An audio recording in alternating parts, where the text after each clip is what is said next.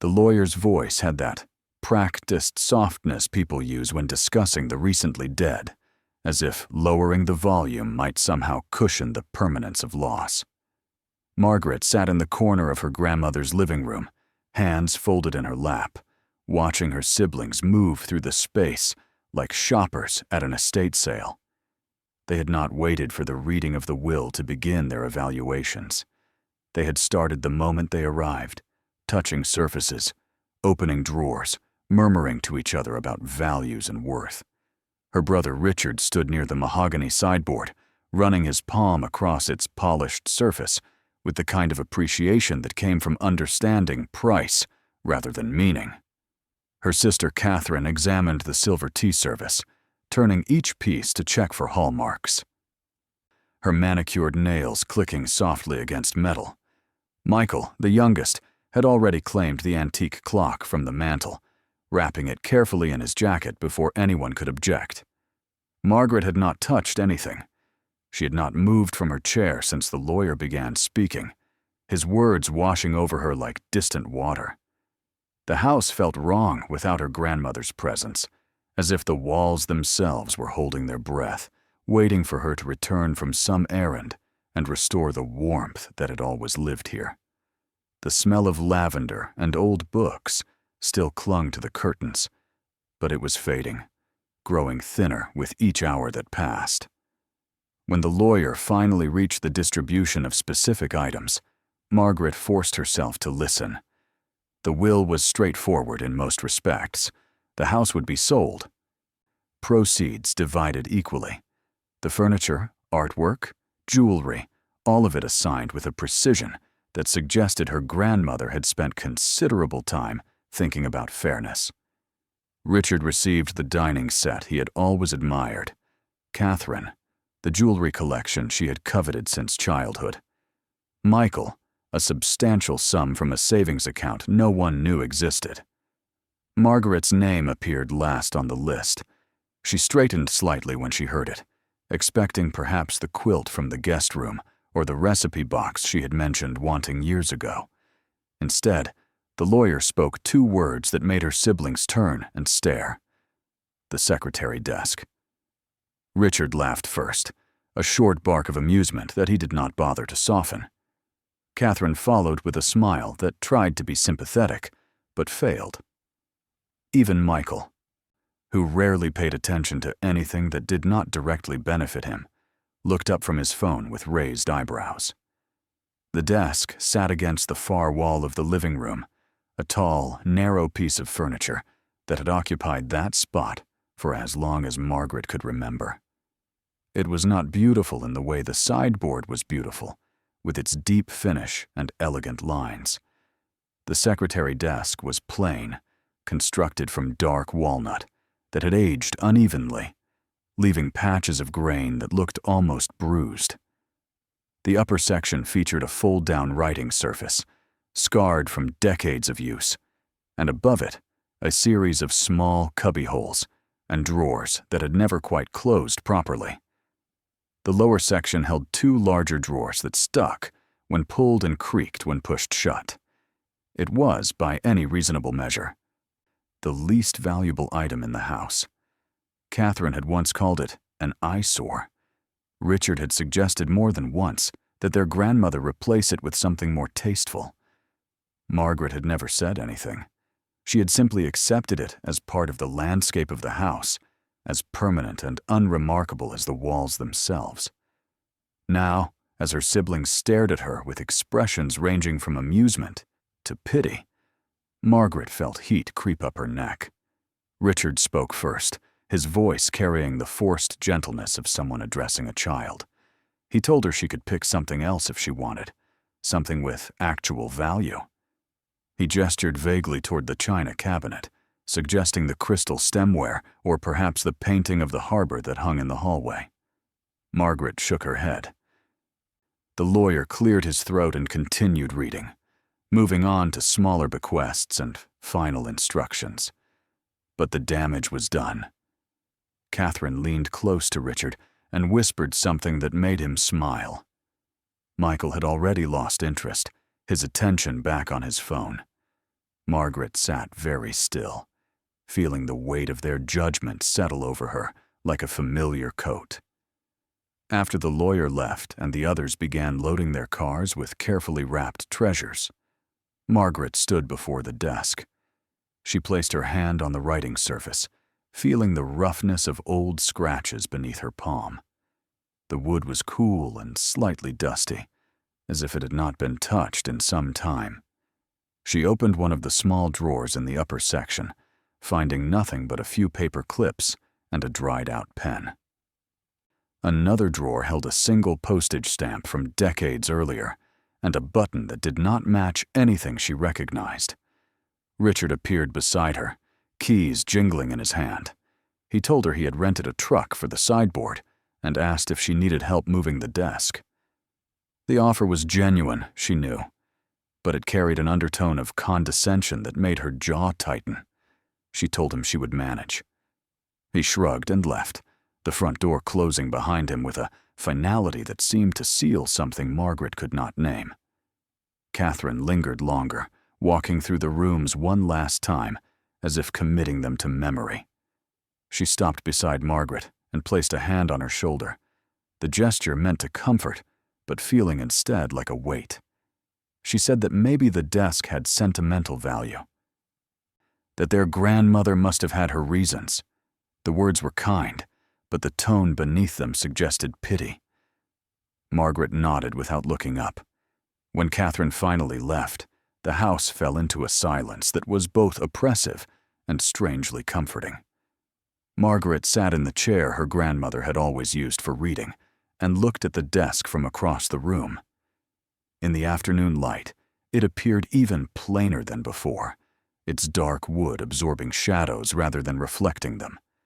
She tried to understand why her grandmother had chosen this piece for her.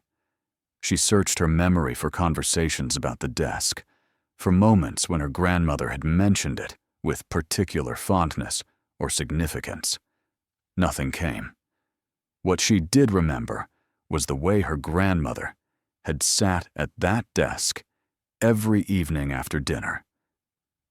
The fold-down surface lowered, a single lamp casting warm light over whatever she was writing. Margaret had been young then, too absorbed in her own world to pay much attention to what her grandmother did in those quiet hours. She remembered asking once what she was writing, and her grandmother had smiled and said she was keeping track of things. The answer had seemed unremarkable at the time. Now, sitting in the empty house, Margaret wondered what things her grandmother had been tracking. The next day, she returned with a borrowed truck and her ex-husband's reluctant help. David did not ask why she had chosen the desk. He simply helped her maneuver it out of the house, through the narrow doorway and into the truck bed. The desk was heavier than it looked, solid in a way that modern furniture never was. They drove in silence to her apartment, a small two-bedroom on the third floor of a building that had seen better decades. Getting the desk up the stairs tested both their patience and their backs. By the time they wrestled it through her apartment door and positioned it against the living room wall, David was breathing hard, and Margaret felt perspiration cooling on her skin despite the autumn chill. He left with a brief nod, and Margaret stood alone in her apartment, staring at the desk that now dominated a space too small to accommodate it gracefully. Her apartment was nothing like her grandmother's house. Where that home had been filled with decades of accumulated life, Margaret's space was sparse, defined more by what was missing than what was present. A couch she had bought secondhand. A coffee table with one leg slightly shorter than the others. Shelves that held more empty space than books. She worked as a freelance copy editor, a job that paid just enough to cover rent and groceries with little left over for anything else. Her divorce 3 years earlier had drained her savings and left her starting over at an age when starting over felt less like an adventure and more like an admission of failure. The desk made the apartment look even more threadbare by comparison. It stood against the wall like a monument to a life Margaret did not have, too formal for the casual disarray around it, too substantial for a space that felt temporary. She thought about calling Richard, about accepting his offer to trade it for something more practical. She could use the money from selling even a modest piece of her grandmother's collection, the crystal stemware, the silver tea service, anything that would give her a small cushion against the constant pressure of barely making ends meet. Instead, she pulled out the chair she used for her desk work, positioned it in front of the secretary, and sat down. She lowered the writing surface carefully, hearing the old hinges creak in protest. The wood was scarred with scratches and small dents, evidence of years of use by people whose names she would never know. She opened the small drawers one by one, removing the meager contents and setting them aside. Paper clips, the dried pen, the old stamp, the button. She lined them up on the writing surface like artifacts from an excavation. Each one meaningless on its own, but somehow significant in aggregate. The larger drawers in the lower section took more effort to open. The first one stuck halfway, and she had to wiggle it back and forth before it finally gave. Inside, she found a stack of yellowed envelopes bound with a rubber band that crumbled when she touched it. The envelopes were addressed to her grandmother in handwriting she did not recognize. She set them aside without reading them, feeling an odd reluctance to intrude on correspondence that predated her existence. The second drawer was empty, except for a layer of old shelf paper. Its floral pattern faded to near invisibility. She ran her hand along the bottom, feeling for anything that might have slipped to the back. Her fingers found only dust and the slightly sticky residue of tape that had lost its adhesion decades earlier. She sat back, disappointed without quite knowing what she had expected to find. That night, she worked at her laptop on the couch, trying to focus on a manuscript that needed editing. The desk loomed in her peripheral vision, a dark shape that seemed to pull her attention even when she wasn't looking directly at it. She found herself glancing at it between paragraphs, her eyes tracing the lines of its construction, the way the upper section sat slightly askew on the lower portion, as if the two pieces had been joined by someone whose skill did not quite match their ambition. Sleep came reluctantly, and when it did, it brought dreams of her grandmother's house. Not as it had been in the final years, but as Margaret remembered it from childhood. The rooms were larger in the dream, the ceilings higher. Her grandmother moved through the space with the ease of someone who knew every creak in the floorboards, every place where sunlight fell at different times of day. In the dream, Margaret followed her grandmother to the desk, watched her sit and lower the writing surface, saw her hands moving across paper with purpose. But when Margaret tried to see what was being written, the words blurred and shifted, refusing to resolve into meaning. She woke before dawn with a stiffness in her neck and the lingering sense that she had forgotten something important. The apartment was cold, the heat not yet cycling on for the day. She made coffee and stood at the window, watching the street below gradually lighten as morning approached. When she turned back to the room, the desk caught the early light in a way that softened its harsh lines, made it look almost welcoming. Over the following days, Margaret found herself drawn to the desk in moments when she should have been working. She would sit in front of it, hands resting on the writing surface, trying to understand what her grandmother had seen in this piece of furniture that warranted leaving it to her specifically. She opened drawers she had already searched, checked the backs of the cubby holes, ran her fingers along every seam and joint. She found nothing.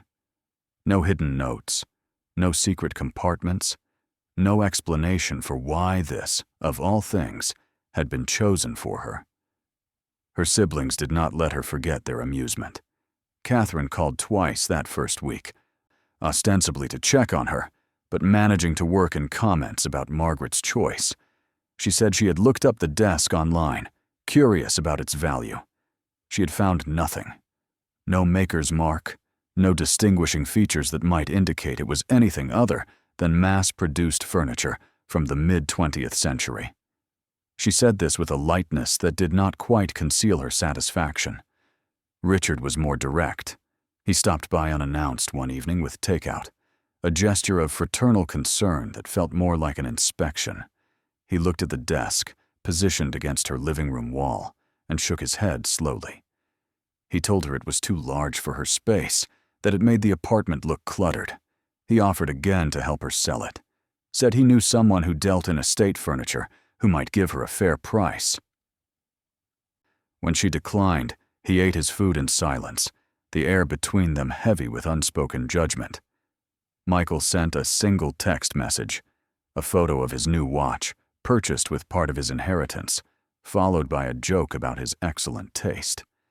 The message needed no interpretation. Margaret deleted it without responding. She stopped mentioning the desk to anyone. When her few friends asked about the inheritance, she spoke vaguely about splitting things fairly, about everyone getting what they wanted. She did not tell them about the secretary desk or the way her siblings had laughed. She did not explain the hours she spent sitting in front of it, searching for meaning that refused to reveal itself. 3 weeks after bringing the desk home, Margaret received a call from the estate lawyer. He was following up on final details, confirming addresses for tax documents, tying up loose ends. At the end of the conversation, almost as an afterthought, he mentioned that her grandmother had left a separate letter for her. It had been filed with the will, but marked for delivery only after the estate was fully settled. He apologized for the delay. He would mail it that afternoon. The letter arrived 2 days later in a plain manila envelope with the law firm's return address. Margaret held it for a long time before opening it, feeling the weight of the single sheet of paper inside. When she finally unfolded it, she recognized her grandmother's handwriting immediately, the careful script that had filled birthday cards and recipe notes for as long as Margaret could remember. The letter was brief. Her grandmother wrote that she hoped Margaret was not disappointed by her inheritance. She acknowledged that the desk was not valuable in any monetary sense, that others might find her choice strange. But she asked Margaret to keep it, to give it time. She wrote that some things revealed their worth slowly, that patience was its own kind of inheritance. The letter ended with a single sentence that Margaret read 3 times before it settled into understanding. Pay attention to what others overlook. Margaret sat with the letter in her lap, staring at the desk. Pay attention to what others overlook. She thought about her siblings, about the way they had dismissed the piece immediately, their eyes passing over it in search of obvious value. She thought about her own frustration. The hours spent searching for hidden compartments or secret drawers, like something from a mystery novel. She had been looking for the wrong thing. She stood and approached the desk with new intent. Instead of searching for what was hidden, she began to examine what was visible. She studied the construction, the way the joints fit together, the slight unevenness in the wood grain that suggested individual boards, cut and assembled by hand. She noticed how the upper section's cubbyholes were not uniform in size, how some were deeper than others, how the small drawers sat at different heights. She pulled out her phone and began researching, not the desk's value, but its construction. She learned about joinery techniques, about the ways furniture makers in different eras approached their craft. She studied images of similar secretaries, comparing proportions and details. Most were machine-made, their parts identical and precise. Her grandmother's desk was different. Every element showed slight variation, the mark of human hands working with tools that required skill rather than automation. It was late, past midnight, when she found a forum post from a furniture restoration specialist discussing secretary desks from the 1920s through 1940s. The post mentioned that higher-end pieces from that era often included features designed to protect valuable documents from fire or theft. False backs in drawers, double-walled compartments, writing surfaces that lifted to reveal storage beneath. These features were not obvious. They were meant to blend seamlessly with the overall design, visible only to those who knew how furniture of that period was truly constructed. Margaret set down her phone and looked at the desk with fresh eyes. She had checked the drawers, but had she really examined them? She had opened the cubbyholes, but had she measured their depth against the exterior dimensions? She had used the writing surface, but had she considered whether it might be more than it appeared? She started with the small drawers in the upper section, pulling each one completely out and setting it aside. Without the drawers in place, she could see the raw wood inside the desk's interior, the backs of the cubbyholes, the thin dividers between spaces. She measured the depth of the first cubbyhole from the front opening to what appeared to be its back wall. Then she measured the exterior of the desk, calculating how much space that section should occupy. The numbers did not match. The cubbyhole was 3 inches shallower than it should have been. Her heart began to beat faster. She pressed against the back of the cubbyhole, feeling for give, for any sense of movement. The wood was solid, unyielding. She tried the same with the others, finding the same discrepancy in 2 more cubbyholes. 3 spaces that appeared to be a certain depth, but were in fact shorter than the desk's exterior dimensions suggested. Space existed where there should be none, hidden behind what appeared to be the backs of simple storage compartments. She sat back, hands trembling slightly. This was what her grandmother wanted her to find. Not immediately, not through luck, but through patience and attention. Pay attention to what others overlook. Her siblings had seen an old, unremarkable desk. They had dismissed it without a second glance.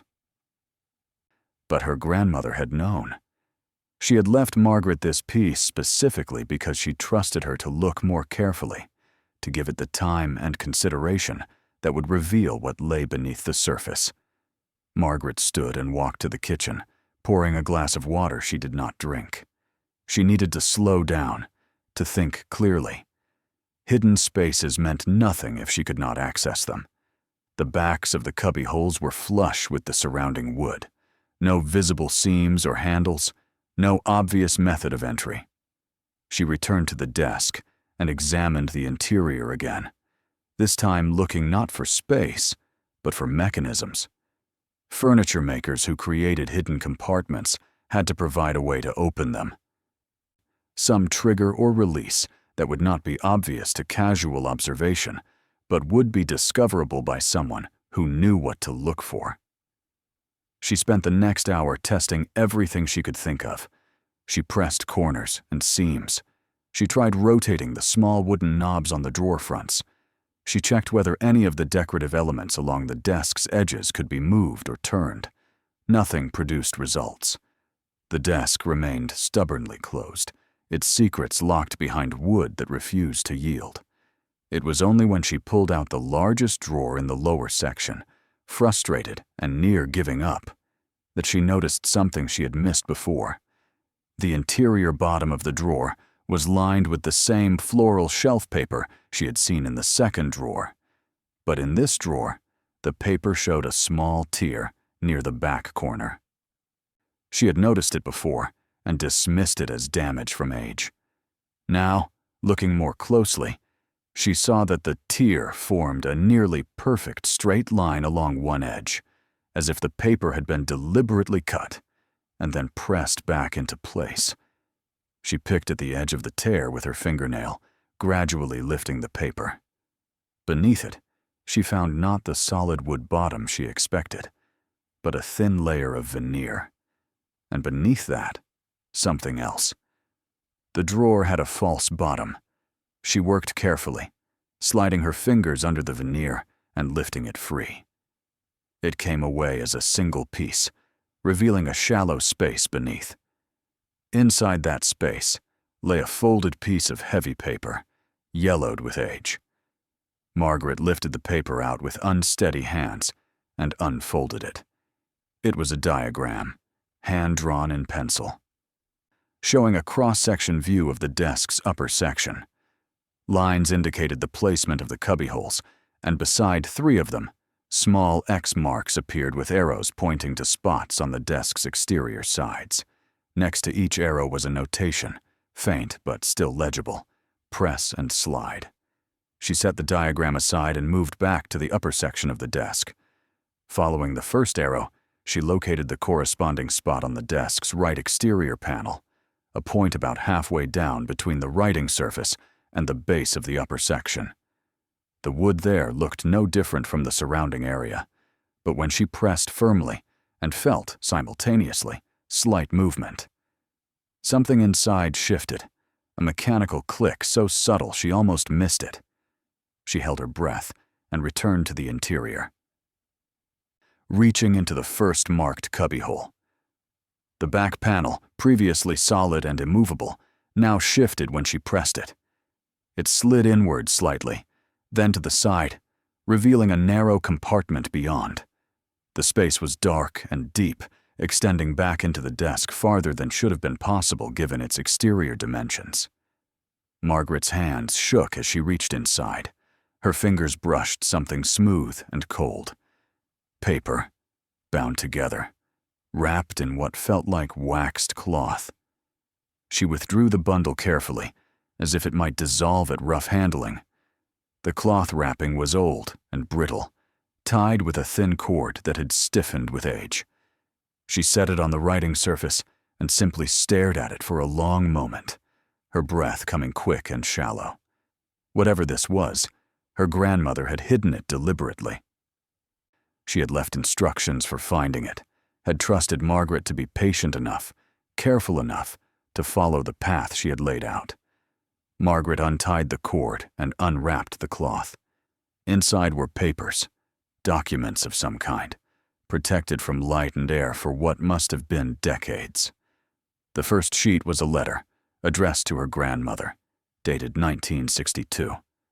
She set it aside without reading it, her hands moving to the documents beneath. They were certificates, printed on heavy paper with elaborate borders and official seals. Stock certificates, dozens of them, each one representing shares in companies she had never heard of. The names meant nothing to her, but the quantities did. The numbers were substantial, printed in bold type that suggested significance even if she could not immediately understand their worth. Beneath the stock certificates were other papers, property deeds to addresses she did not recognize, insurance policies from companies long since merged or dissolved, bonds with maturity dates that had passed decades earlier. The bundle was thick, compressed by years of storage, each document a puzzle piece in something larger that Margaret could not yet see whole. She set them down carefully and moved back to the diagram, checking the arrows for the other 2 hidden compartments. The process was the same. Press and slide on the exterior panel, wait for the mechanical click, reach into the cubbyhole and shift the false back. The second compartment held another bundle, larger than the first, wrapped in the same waxed cloth. The third held something different, a small wooden box, plain and unmarked, that rattled gently when she lifted it. She arranged everything on her coffee table, the desk now behind her, its purpose fulfilled. The apartment was silent. The city beyond her windows had settled into the deep quiet of very late night, that pocket of time when even urban spaces pause to breathe. Margaret sat on the floor in front of the coffee table, surrounded by documents she did not understand, and felt the weight of inheritance in a way she had not expected. This was not about furniture or monetary value. This was about trust, about her grandmother's faith that Margaret would be the one to look carefully, to persist when others would have given up or never begun. She started to read. The letter dated 1962 was from a stockbroker, confirming the purchase of shares in multiple companies on behalf of her grandmother. The tone was formal, but warm, suggesting a relationship that extended beyond simple business transactions.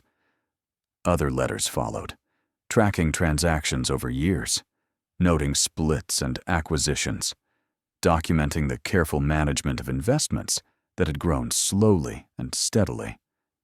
Her grandmother, who had lived modestly in a small house filled with unremarkable furniture, had been building something in secret. The stock certificates told a clearer story. Margaret did not understand their value immediately, but she recognized that some of the company names had familiar echoes. One certificate from 1958 was from a technology firm that had been absorbed by a larger corporation in the 1980s, which had in turn become part of a massive conglomerate she knew by name.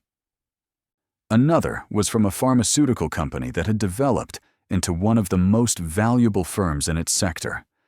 A third was from a manufacturing company that had evolved, through decades of mergers and transformations, into a global entity whose products were in every household. Margaret retrieved her laptop and began to search. The process was slow, complicated by decades of corporate history, by companies that had changed names multiple times or disappeared entirely into mergers that required tracing through multiple layers of acquisition. But gradually, a picture emerged. Her grandmother had invested carefully in companies that were small at the time, but positioned in growing industries. Technology in its infancy. Pharmaceuticals as they began to expand beyond basic medicines. Manufacturing firms that would benefit from post-war economic growth, and she had held those investments. Through market crashes and recoveries, through decades of change that would have prompted most investors to sell and move on, her grandmother had simply kept the certificates hidden in the desk, letting them grow, letting the companies mature and split and merge and expand. Margaret's hands grew cold as she began to calculate what those original investments might be worth today, after 60 years of growth and reinvestment. She could not be certain without professional verification, but even conservative estimates suggested amounts that made her breath catch.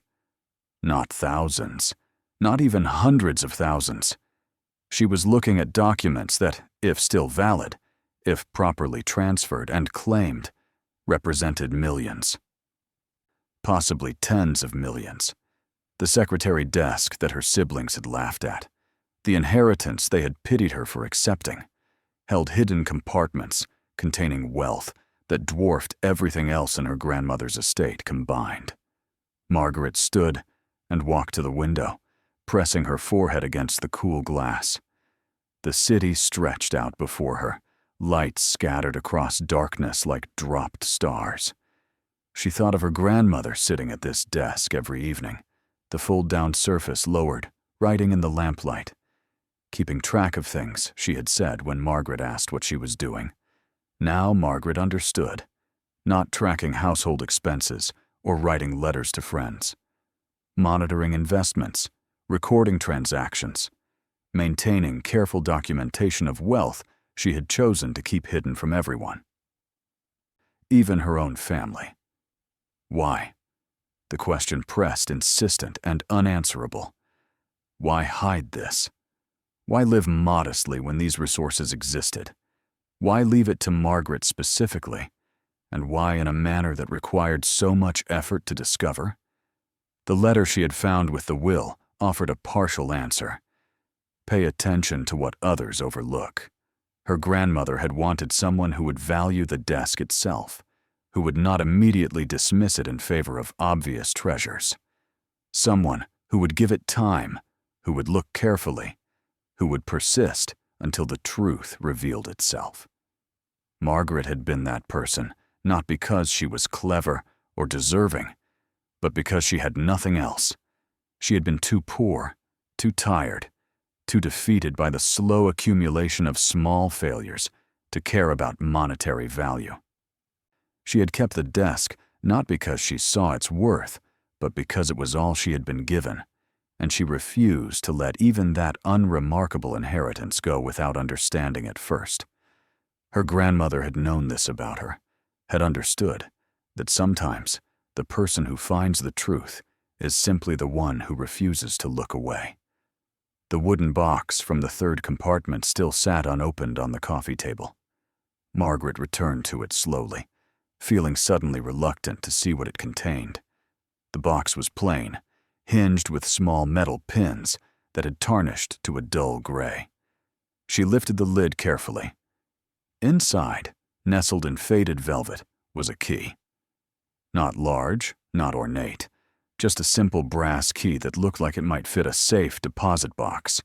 Attached to it by a thin chain was a small tag, the kind banks used to identify box numbers. The tag was handwritten in her grandmother's script. First National Bank, Downtown Branch, Box 247. Beneath the box number, one final note, for Margaret only. When you're ready. She closed the box and set it down, her hands shaking now, not with excitement, but with the overwhelming weight of responsibility. The hidden compartments had revealed part of the story, but not all of it. There was more, locked away in a bank vault, waiting for her to claim it. Her grandmother had not just left her investments, she had left a path to follow, a series of revelations designed to unfold in stages, each one building on the last. Margaret looked at the desk, seeing it now not as furniture, but as a puzzle box her grandmother had spent years constructing. The hidden compartments were not accidents of craftsmanship. They had been added, modified, created specifically to hold these secrets. The diagram she had found, carefully drawn and hidden beneath a false drawer bottom, was a map her grandmother had left, knowing that someday, someone would need it. That someone was meant to be Margaret, and only Margaret. Her siblings, with their immediate assessment of value, their quick dismissal of what appeared ordinary, would never have found these spaces. They would have sold the desk or relegated it to storage, and the secrets would have remained hidden forever or been discovered by chance by strangers who had no claim to what they found. Dawn began to lighten the sky, turning it from black to deep blue to pale gray. Margaret had not moved from her spot on the floor. The documents surrounded her like evidence from a life she had not known her grandmother lived. A secret self, constructed over decades, hidden behind the facade of a modest existence. She had seen her grandmother as simple, predictable, content with little. Now she understood that she had seen only what her grandmother wanted everyone to see. The real story had been locked away, waiting for someone who would look carefully enough to find it. The secretary desk stood against the wall, its hidden compartments now open and empty. Their contents spread across Margaret's coffee table in a configuration that represented not just wealth, but vindication. Her siblings had laughed. They had pitied her choice, had seen the desk as a final proof of her inability to recognize value. They had left that day feeling superior, secure in their own acquisitions, satisfied that they had done better than their naive younger sister. They had no idea what they had overlooked. They had no concept of what the plain, unremarkable desk actually contained. And that realization, spreading through Margaret like warmth after long cold, was almost as valuable as the documents themselves. She thought about calling them, about sending a photograph of the stock certificates with a casual message. "Look what I found." She imagined their faces, the progression from confusion to disbelief, to the sick understanding that they had been wrong, that they had mocked what they should have coveted, had dismissed what they should have fought to claim. The fantasy was satisfying in its detail, but she let it pass without acting on it. Her grandmother had not hidden this wealth to create family conflict. She had hidden it to protect it, to ensure it passed to someone who would understand its true significance, not as money, but as proof that patience and careful attention could reveal what haste and assumption missed. Margaret gathered the documents carefully, returned them to their cloth wrapping, and placed them in a drawer she could lock. The wooden box with the key she kept separate, setting it on her nightstand, where she could see it. The desk remained in the living room, its compartment still open, their mechanisms visible now that she knew where to look. She would close them later, perhaps leave them open as a reminder. The piece no longer looked plain to her. It looked exactly like what it was, a carefully constructed puzzle designed by someone who understood that the most valuable things were often the least obvious. She made coffee as light filled her apartment, watching the desk take shape in the growing day. It dominated the space even more now, not because of its size, but because of what it represented. Her grandmother had given her more than hidden wealth. She had given her proof that she had been seen, understood, trusted. Of all her siblings, Margaret was the one who would look carefully. Margaret was the one who would give something time to reveal itself. Margaret was the one who could be trusted with secrets that required patience to uncover. The morning aged, and the city beyond her windows woke fully. Margaret showered and dressed, moving through familiar routines that felt different now, weighted with significance. She had not slept, but she was not tired. Something else had taken the place of exhaustion. A clarity that came from finally understanding what she had been given. The desk was not a cast-off. It was not a consolation prize or a gentle dismissal. It was a test, and she had passed it. The inheritance was not the desk itself, but what the desk had been designed to protect and conceal. And that inheritance was hers alone, earned not through birthright, but through the simple act of paying attention when everyone else had already looked away. Margaret waited 3 days before visiting the bank. The delay was not hesitation but preparation. She needed to understand what she had already found before discovering what else might be waiting. Those 3 days passed in a strange suspension of ordinary life. She worked on her editing projects, responded to emails, maintained the surface routines that had defined her existence for years. But beneath that normalcy, everything had shifted.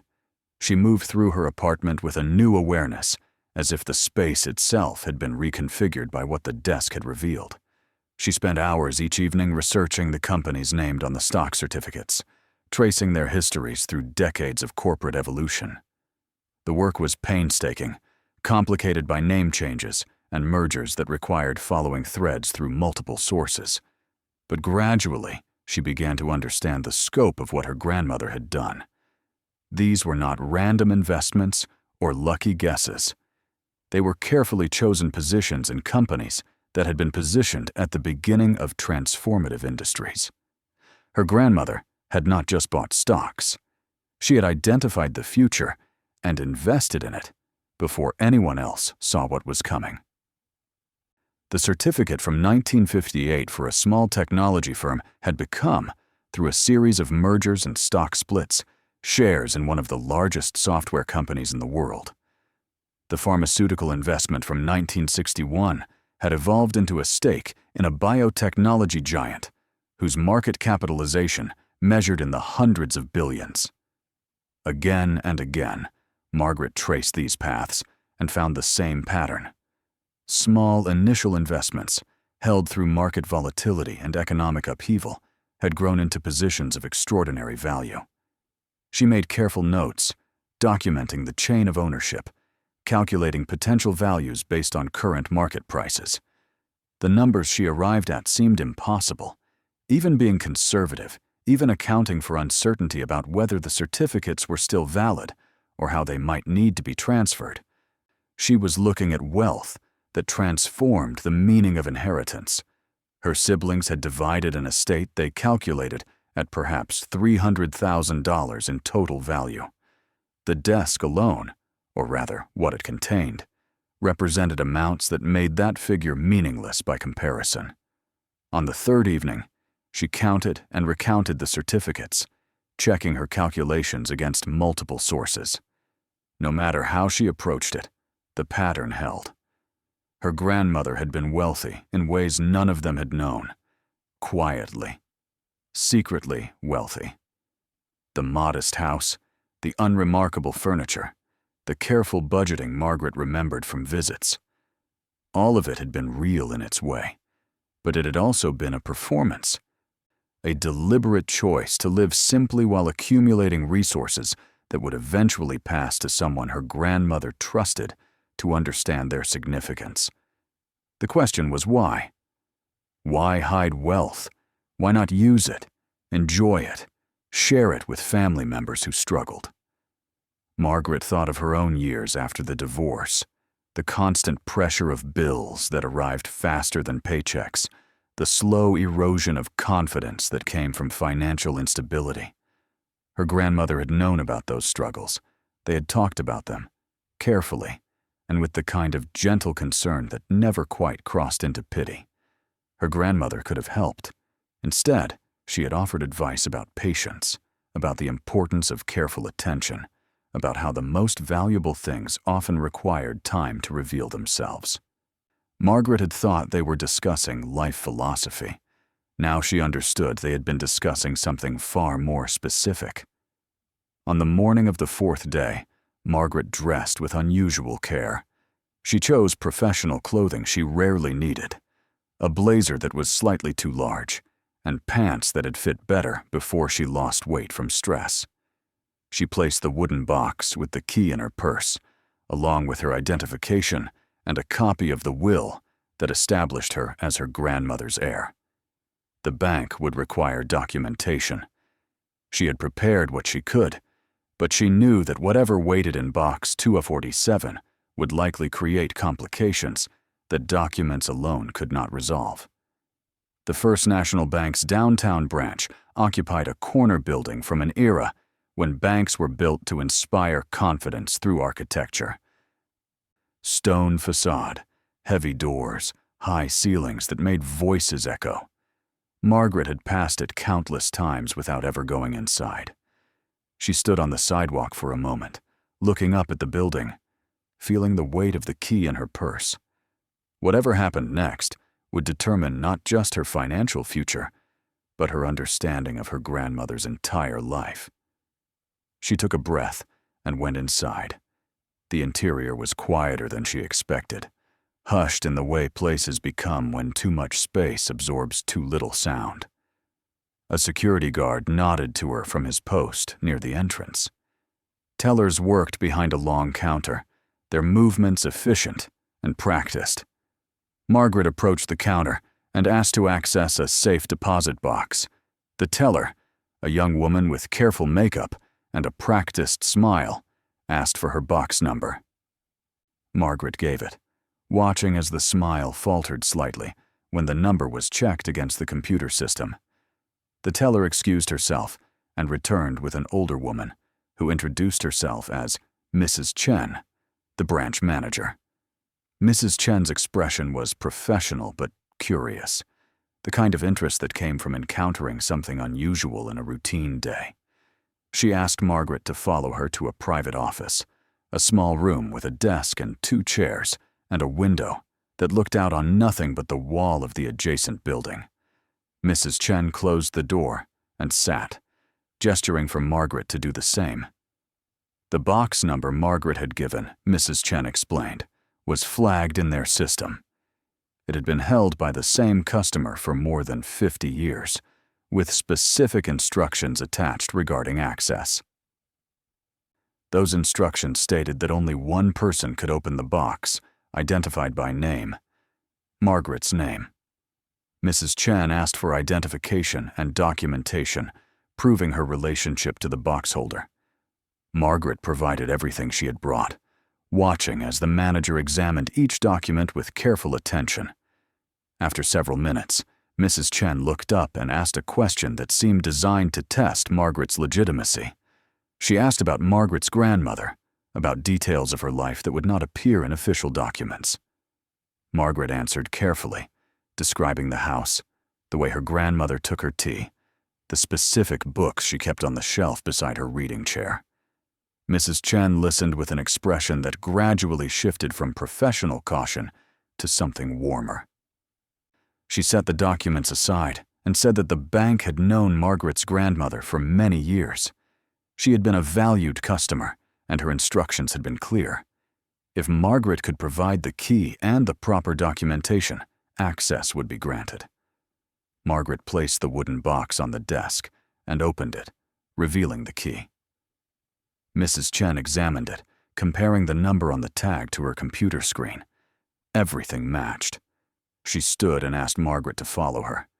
They left the office and walked through the main floor of the bank to a secure door that Mrs. Chen unlocked with a card and a code.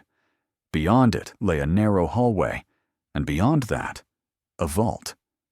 The vault was exactly as Margaret had imagined from movies and books.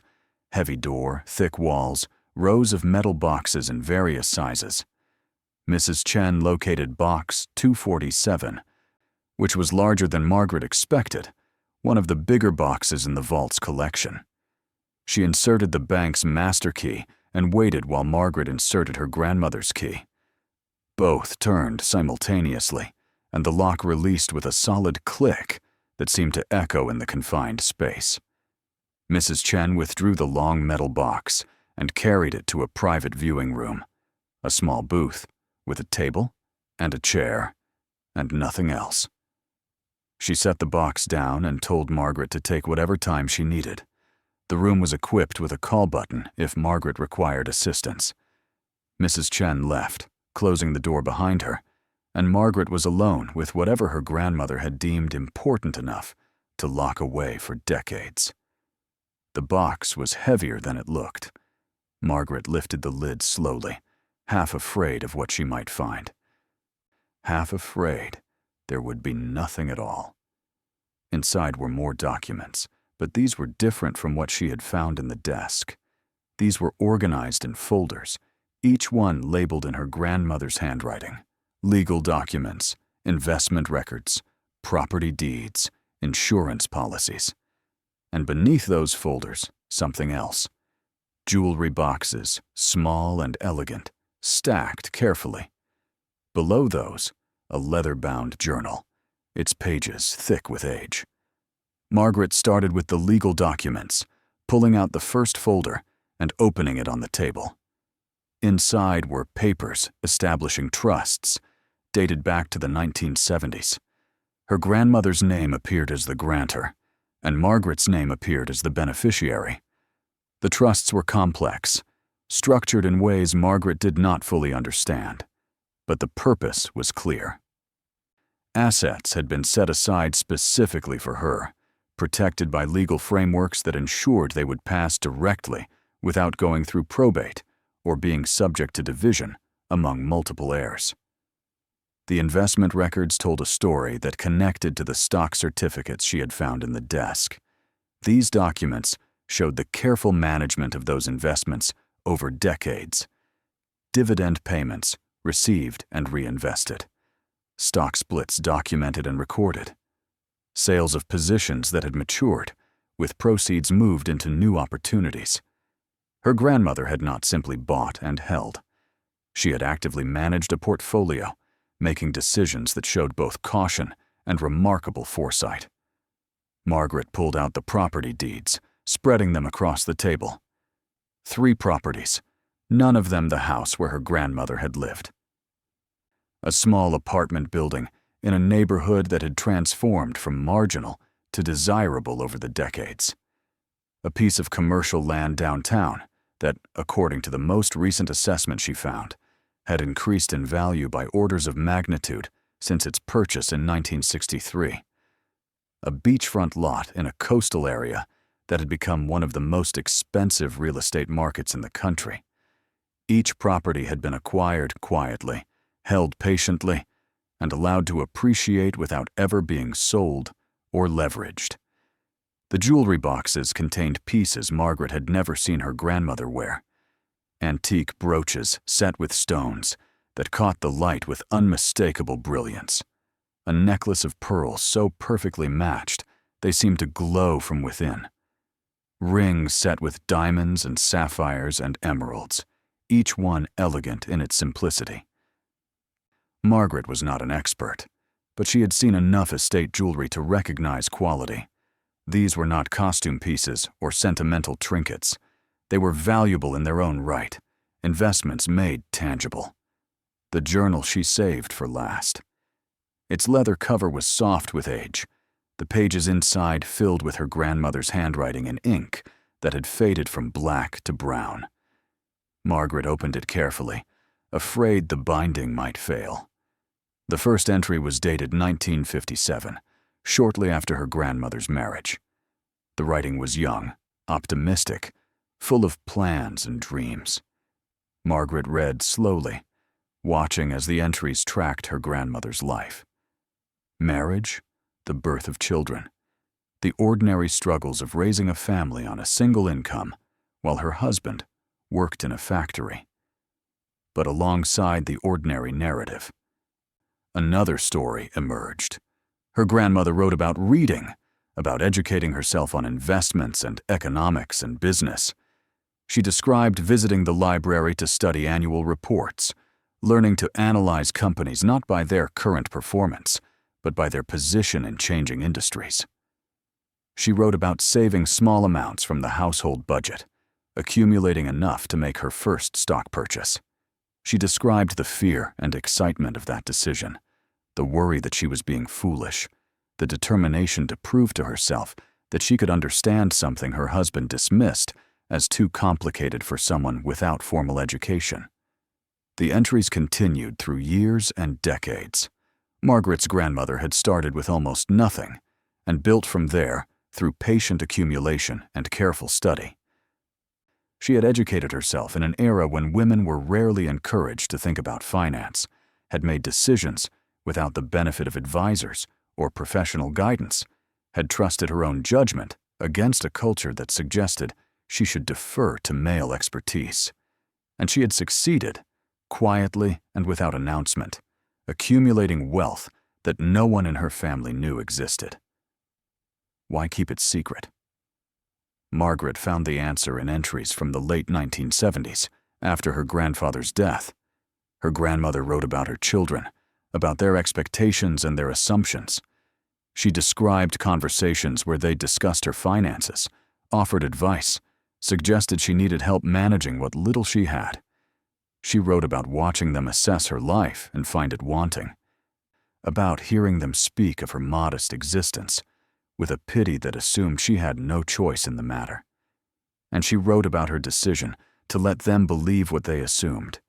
It was easier, she noted, than trying to explain choices they would not understand. Margaret read one passage 3 times before its meaning fully settled. Her grandmother had written, "They see only surfaces, only what confirms what they already believe. They look at me and see an old woman with little to show for her life. They don't ask what I might have chosen, instead of what they think I should want. So I let them believe what makes them comfortable. But someday, someone will look more carefully. Someone will see what others overlook. That person will understand that value and visibility are not the same thing. That person will inherit not just what I've built, but why I built it the way I did." Margaret sat back, the journal still open in front of her. Her grandmother had not been hiding from her family. She had been testing them, watching to see who would look beyond the surface, who would question assumptions, who would have the patience and curiosity to discover what was deliberately concealed. Her siblings had failed that test without knowing it was happening. They had seen exactly what they expected to see and looked no further.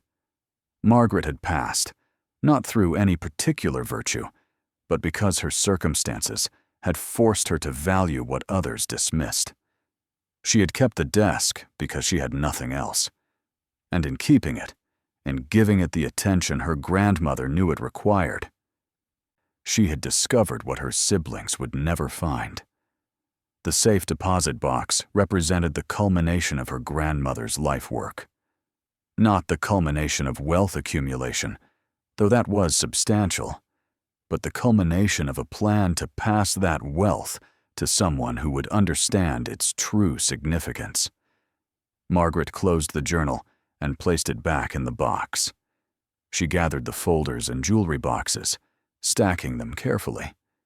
She could not take everything with her now. The documents would need to be reviewed by professionals. The trusts would need to be executed properly. The properties and investments would need to be transferred through legal channels, but she had seen enough to understand the full scope of what she had inherited. Mrs. Chen appeared when Margaret pressed the call button, her expression attentive but neutral. Margaret explained that she would need to return with legal representation, that what she had found required professional handling. Mrs. Chen nodded, as if this was exactly what she had expected. She helped Margaret secure the box and return it to its slot in the vault.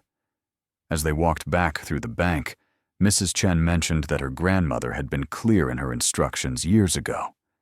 If Margaret came to access the box, the bank was to provide whatever assistance she required. Mrs. Chen offered the name of an attorney the bank had worked with before, someone experienced in complex estate matters. Margaret left the bank with the attorney's card in her hand and a numbness in her chest that felt like the aftermath of shock. She had known, after finding the stock certificates in the desk, that the inheritance was significant.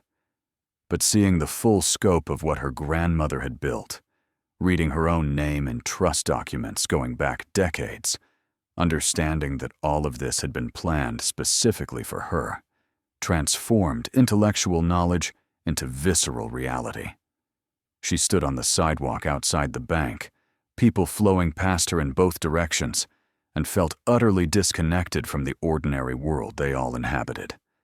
She did not go home immediately. Instead, she walked, letting her feet choose direction while her mind processed what she had learned. The city moved around her with its usual indifference, buses and cars and crowds that had no awareness of the revolution that had just occurred in her understanding of her own life. She thought about calling her siblings, about sharing what she had discovered. The impulse lasted only seconds before she dismissed it. They would not believe her, or worse, they would believe her, and immediately begin calculating what portion they deserved, how the discovery changed the division of the estate, what legal challenges they might mount to claim their share. Her grandmother had been clear in the journal entries. This was for Margaret alone. Not because her siblings were undeserving in any absolute sense, but because they had demonstrated through their actions and assumptions exactly who they were. They valued only what was obvious, respected only what announced itself clearly. They had looked at the desk and seen worthless furniture, because that's what they expected to see. They had looked at their grandmother and seen a simple woman who had never accomplished anything of significance, because that's the story they needed to believe. They would never have found the hidden compartments, because they would never have looked for them. They would never have given the desk the patience and attention required to discover its secrets. Margaret walked until exhaustion forced her to stop at a coffee shop, where she sat in a corner booth and finally allowed herself to calculate. The stock certificates alone represented wealth in the tens of millions. The properties, especially the commercial land and the beachfront lot, added millions more. The trusts mentioned in the legal documents suggested additional assets she had not yet identified. The jewelry, while significant, was almost an afterthought in comparison. She was not looking at a substantial inheritance. She was looking at a fortune. The number that kept appearing in her calculations, no matter how conservatively she estimated, clustered around a figure she could barely conceive. If everything was properly transferred, if the trusts were executed as written, if the properties were valued at current market rates, she was inheriting somewhere in the range of $250 to $300 million. The specificity of it felt absurd.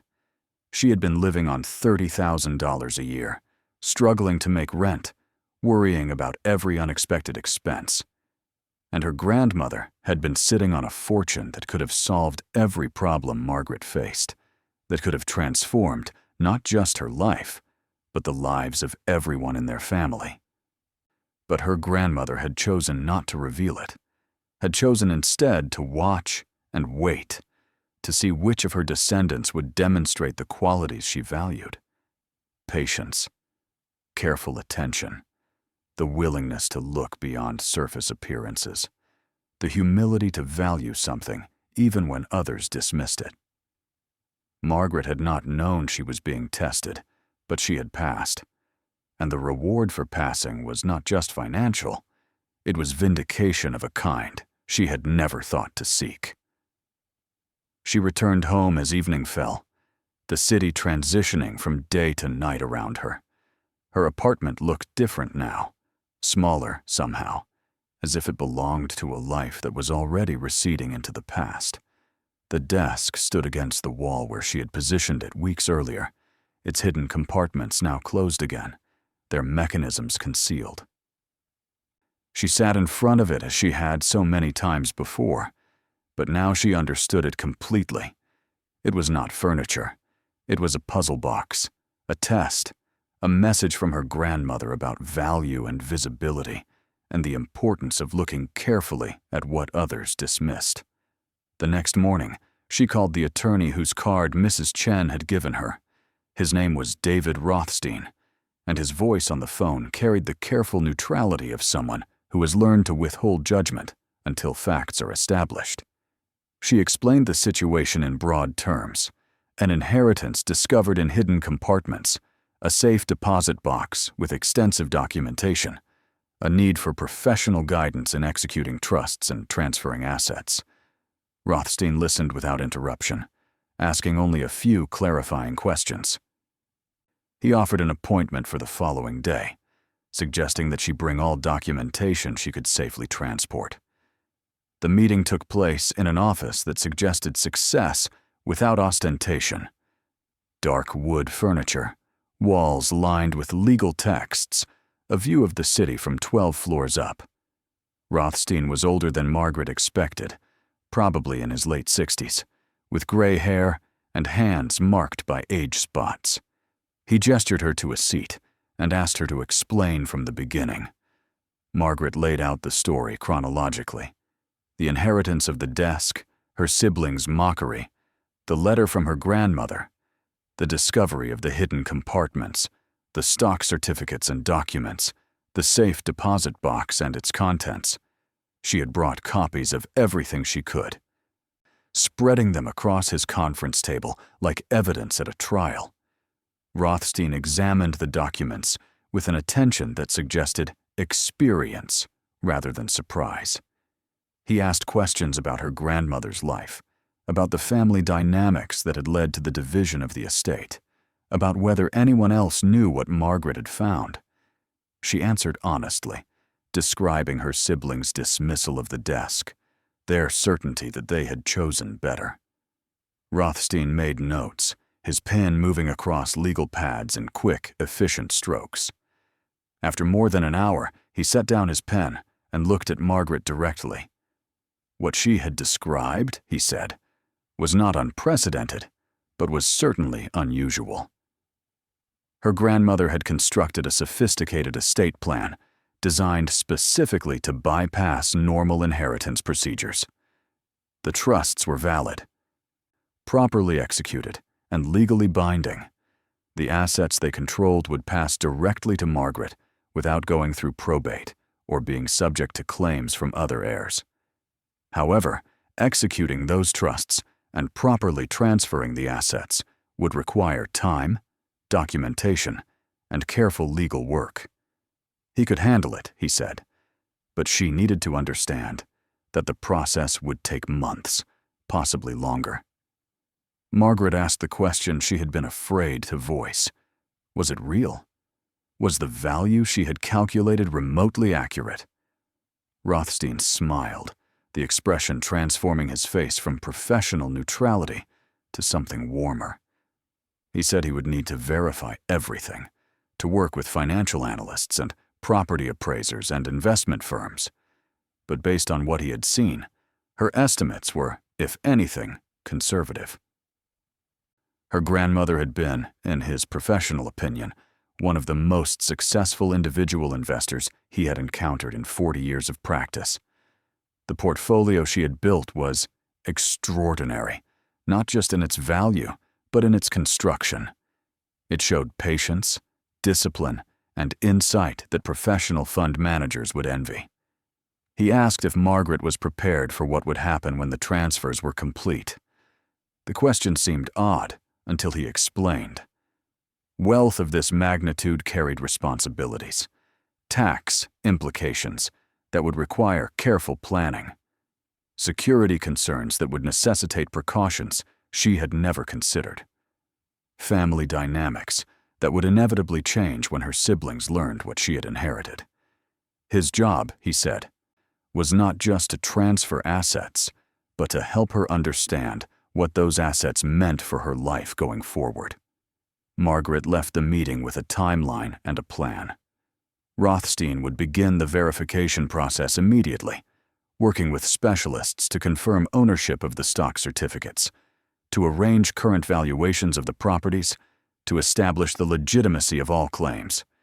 He would coordinate with the bank to properly access and document everything in the safe deposit box. He would review the trust documents to ensure they were executed exactly as her grandmother had intended. The process would take at least 6 months, possibly a year. But when it was complete, Margaret would have full legal ownership of everything her grandmother had built. The waiting was harder than the discovery had been. Margaret returned to her normal life, editing manuscripts and paying bills and maintaining the routines that had defined her existence. But nothing felt normal anymore. She moved through days with the knowledge of what was coming, a future that bore no relationship to the past she had known. She did not tell anyone, not her siblings, who called occasionally with updates about their own lives that felt increasingly distant and irrelevant. Not her few friends, who would not have believed her anyway. Not even her ex-husband, though she thought about it when he called once to ask if she needed anything. She kept the secret the way her grandmother had kept secrets, quietly and without drama. She learned to live with the knowledge that her life was about to transform in ways she could not fully anticipate. She went to work, paid her rent, worried about small expenses even though she knew those worries would soon be meaningless. The disconnect between her present circumstances and her approaching future created a strange doubling, as if she were living in 2 timelines simultaneously. Her siblings continued to call, their conversations carrying the same note of gentle condescension they had adopted after the will reading. Catherine mentioned once that she had sold one of the pieces from their grandmother's jewelry collection, getting what she said was an excellent price. She suggested Margaret might want to sell the desk, while vintage furniture was still marketable. Richard called to invite her to Christmas dinner, the invitation carrying an unspoken acknowledgement that she probably needed family now that she was alone. Michael sent occasional text messages, usually photos of things he had bought, his inheritance funding a lifestyle he documented carefully for social media. Margaret listened to their stories and responded with appropriate sounds of interest or approval. She did not mention the attorney meetings or the ongoing verification of assets. She did not describe the day she met with a property appraiser who valued the commercial land at $17 million. She did not share the moment when Rothstein called to confirm that the stock certificates, properly transferred and consolidated, represented a position worth over $140 million. She kept it all inside, waiting for the process to complete, waiting for the moment when everything would be legally settled and she could finally share what she had discovered. The journal from the safe deposit box became her companion during those months. She read it repeatedly, finding new meaning in entries she had skimmed before. Her grandmother had written about patience, about the importance of waiting for the right moment to reveal what you know. She had written about the satisfaction of watching people underestimate her, of being dismissed as simple or naive while building something they could not imagine.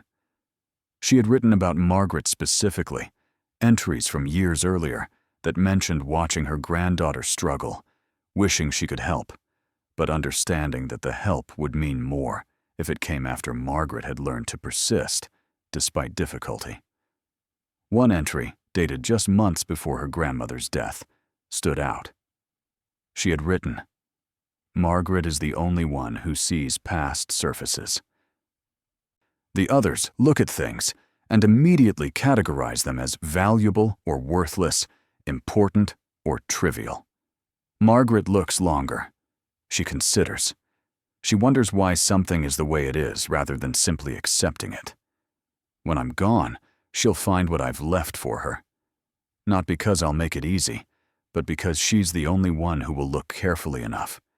And when she finds it, she'll understand that the real inheritance is not the money, but the lesson. Value and worth are not the same thing. What matters most is often what everyone else overlooks." Margaret copied that passage into her own notebook, keeping it where she could read it when doubt crept in. Because doubt did come, usually late at night, when she lay awake wondering if the verification would reveal problems, if the trusts would fail somehow, if the whole thing would dissolve into complexity that consumed everything it was supposed to protect. Rothstein reassured her when these fears drove her to call his office. Everything was proceeding as expected. The assets were real, the documentation was sound, the transfers were being executed properly. She needed to trust the process and her grandmother's planning. 6 months after her first meeting with Rothstein, he called with news that the verification was nearly complete. All assets had been confirmed, all values established, all legal requirements satisfied. He asked her to come to his office the following week for a final review.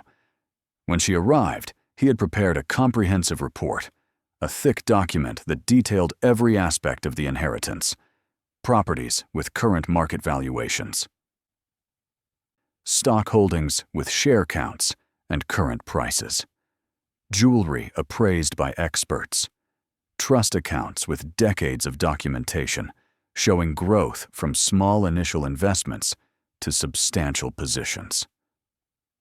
The final number appeared on the last page of the report, calculated with precision that suggested certainty rather than estimate. The total value of all assets, including properties, investments, jewelry, and trust holdings, came to $289,300,000. Rothstein had rounded it in the report to $289 million, but the specificity of the full calculation struck Margaret as somehow important. Not approximately $300 million or nearly $300 million, but a specific figure that represented the exact value of what her grandmother had built over 60 years of careful accumulation and patient management. Margaret stared at the number until it stopped meaning anything, until it became just marks on paper rather than a representation of wealth.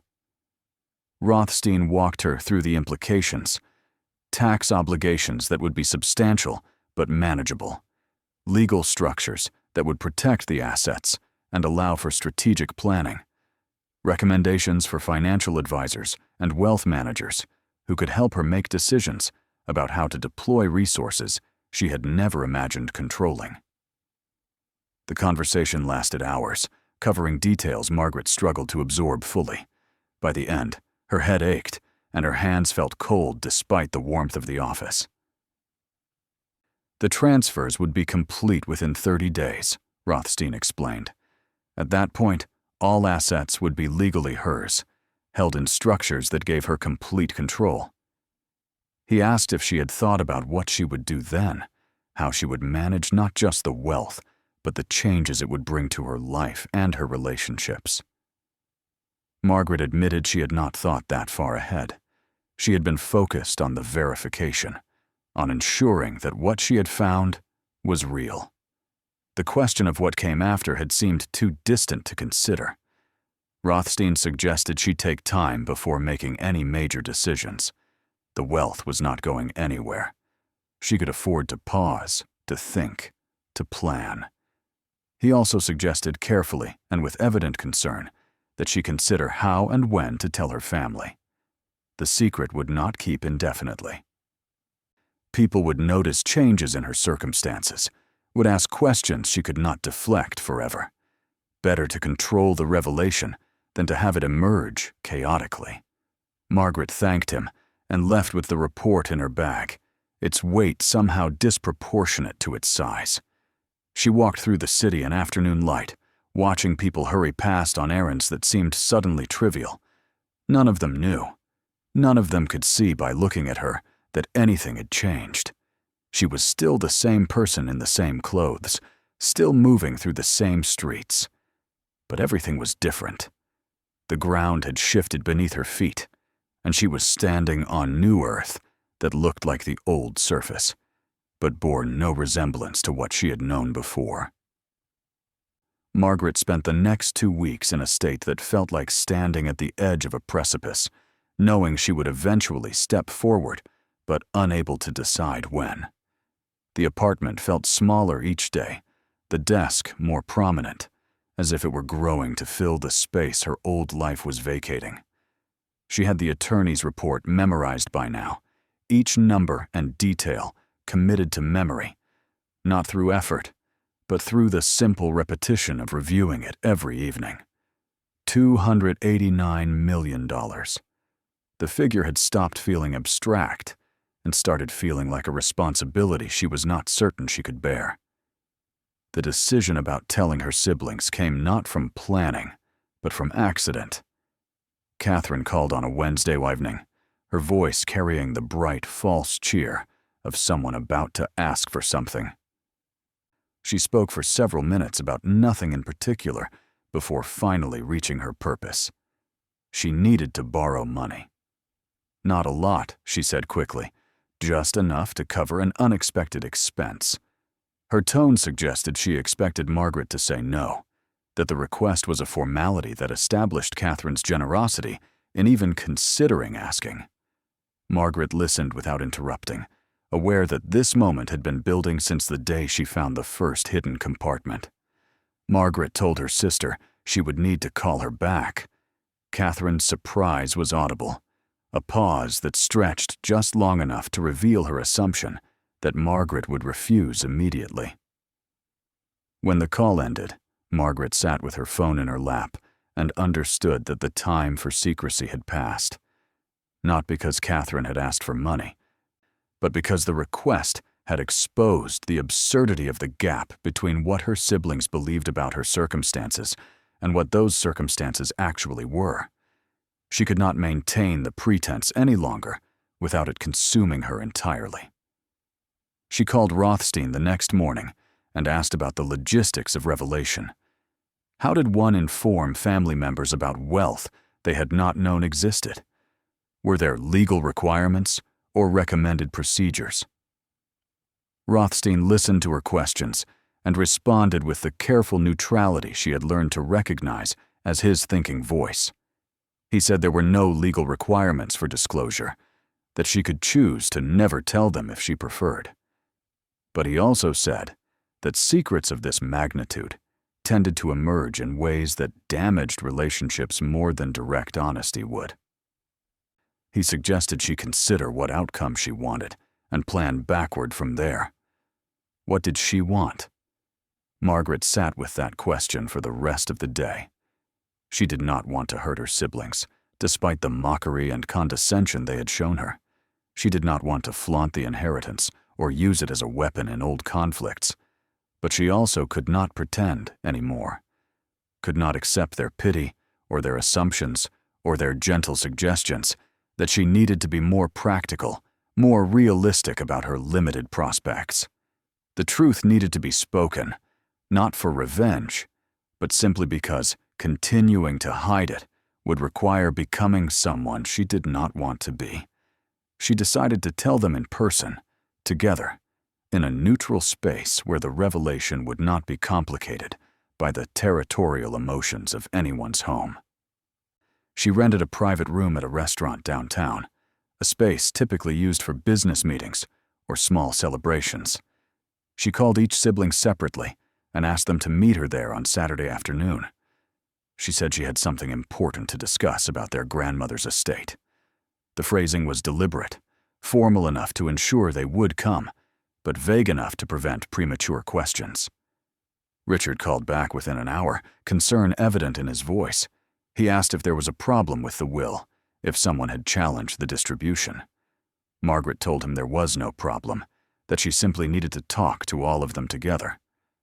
Catherine called later that evening, her tone mixing curiosity with the faint superiority of someone who assumed they knew more than they were being told.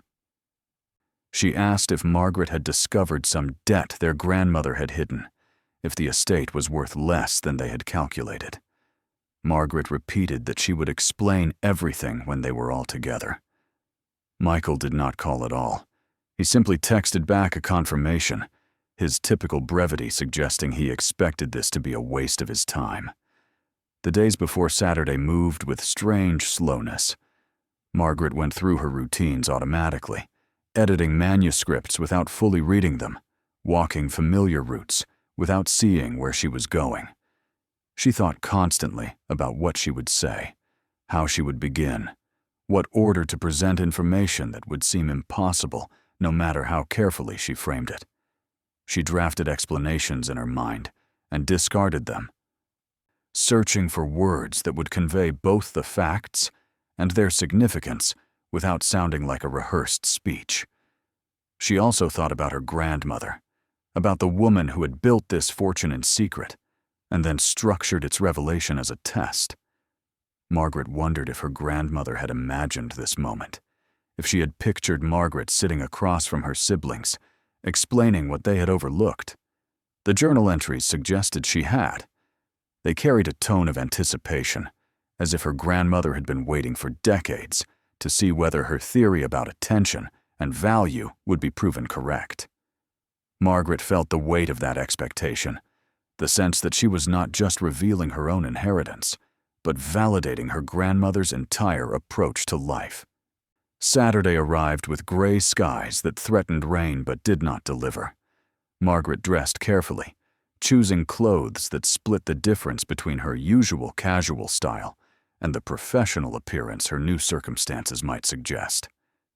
She arrived at the restaurant early and sat in the private room, hands folded on the table, trying to calm the rapid beating of her heart. The room was small and plain, with a single table and 6 chairs, and walls that absorbed sound. It felt appropriate for what was about to happen. A sealed space where truth could be spoken, without echo or escape. Richard arrived first, punctual as always, his expression serious. He hugged Margaret briefly and sat across from her, asking immediately what was wrong. She told him to wait until the others arrived. Catherine came 10 minutes later, slightly breathless, apologizing for traffic that probably had not delayed her. She kissed Margaret's cheek and took the chair beside Richard, her eyes already scanning the room as if looking for clues. Michael was last, arriving 15 minutes late without apology. He dropped into a chair and pulled out his phone, his posture suggesting he was doing them all a favor by being present. Margaret waited until they were settled, until the initial small talk had faded and the silence had grown expectant.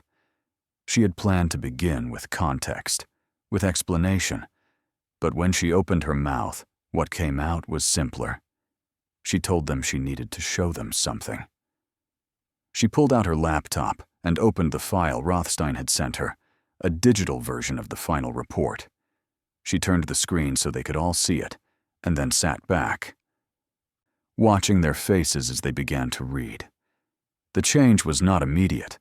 They skimmed the first page, expressions showing polite confusion. This was about their grandmother's estate, but they had already divided that months ago. What could there be to discuss? Then their eyes caught on the numbers, on the list of assets that had not appeared in the original will. The commercial property downtown, the apartment building, the beachfront lot.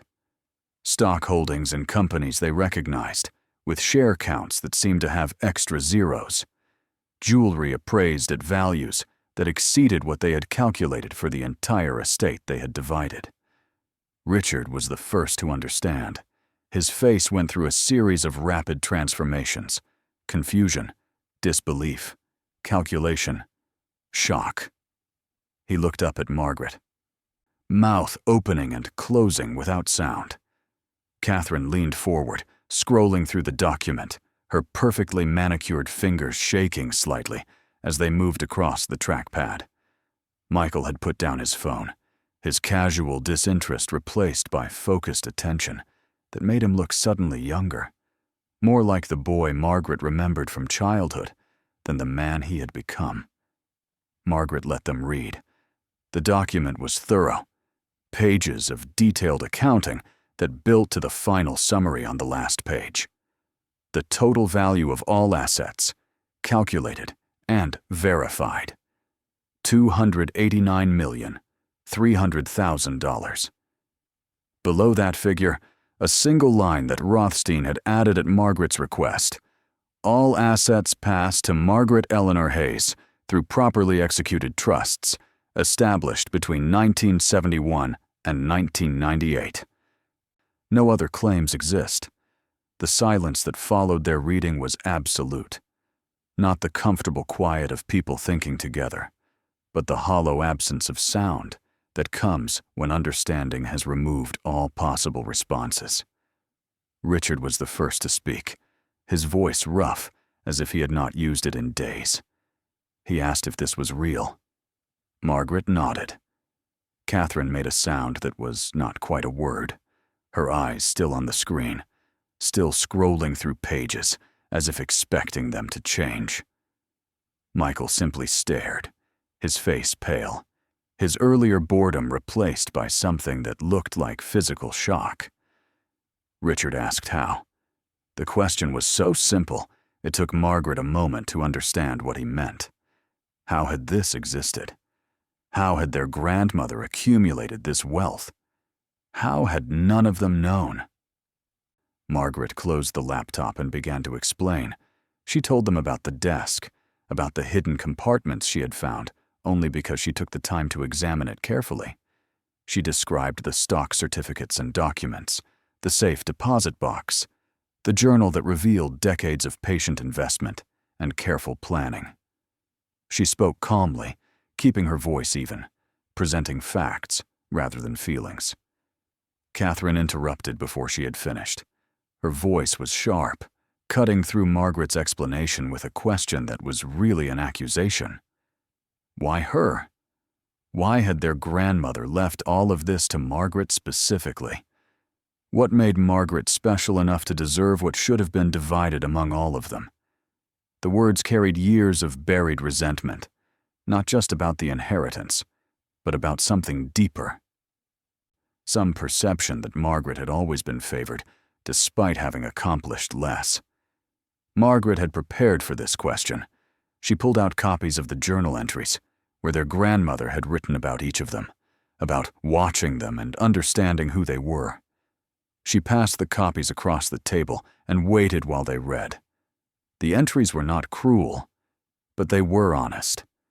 Their grandmother had observed that Richard valued only what could be quantified and sold, that Catherine saw possessions as markers of status rather than carriers of meaning, that Michael treated everything as temporary and disposable. She had written that she loved them all, but she understood they would see the desk as worthless, would dismiss it immediately, would never look carefully enough to discover its secrets. About Margaret, she had written differently. She described a granddaughter who looked longer at things, who asked questions about why rather than only what, who valued objects for their history rather than their market price. She had written that Margaret would keep the desk even when it seemed foolish, would give it the attention required to understand it, would eventually discover what had been deliberately hidden. The inheritance was not a reward for being better, their grandmother had written. It was a consequence of being different. Richard pushed the papers away, his face flushed. He said it was not fair. Margaret had not known what she was looking for. She had gotten lucky, nothing more. If any of them had taken the desk, they might have found the same things. The argument was weak, and they all knew it. Their grandmother had observed them accurately. They had laughed at the desk, had pitied Margaret for accepting it, had walked away without a second glance. They would never have examined it carefully enough to discover the hidden compartments, because they would never have believed there was anything worth discovering. Catherine's response was different. She did not argue about fairness. Instead, she began to calculate, her mind visibly working through implications and possibilities. She asked about the trusts, whether there were any conditions on the inheritance, whether Margaret had full legal control. Margaret confirmed that she did. Everything had been transferred properly. It was legally hers without restriction or requirement. Catherine's expression shifted to something more guarded. She asked if Margaret had thought about sharing, about acknowledging that this was their grandmother's estate and should perhaps be divided according to her original intentions, whatever she had written in private journals. Margaret had also prepared for this. She said their grandmother's intentions had been clear.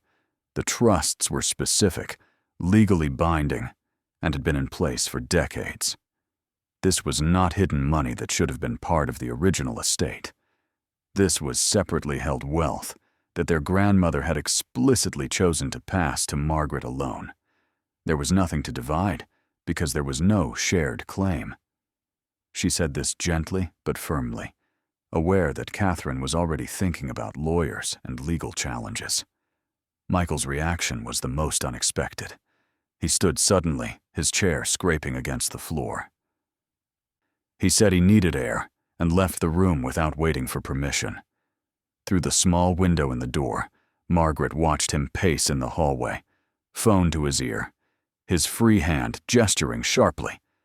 She could not hear what he was saying, but she could imagine.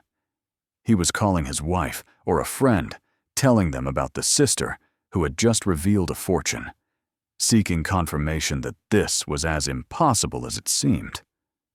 Richard leaned forward, his earlier flush fading to an unhealthy gray.